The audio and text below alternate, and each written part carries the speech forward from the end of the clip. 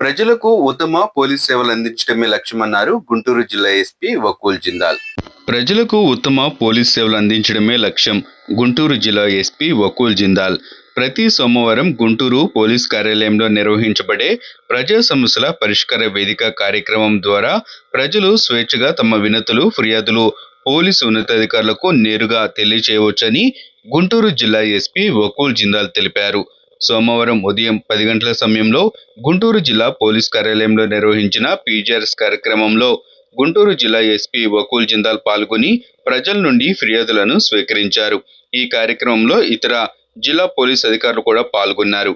నేడు పీజీఆర్ఎస్ కార్యక్రమంలో మొత్తం 170 ఫిర్యాదులు స్వీకరించినట్లు ఎస్పీ తెలిపారు.